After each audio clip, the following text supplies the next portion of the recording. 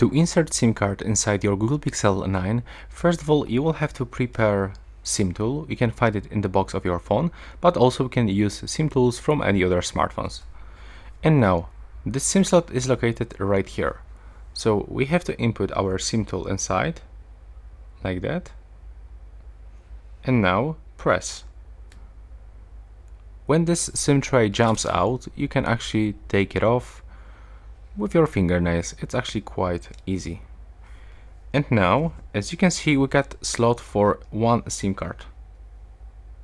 So we have to grab the SIM card and put it like that.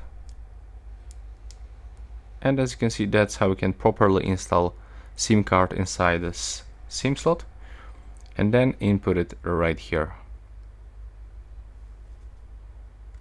Now press, and as you can see right now, it is finished.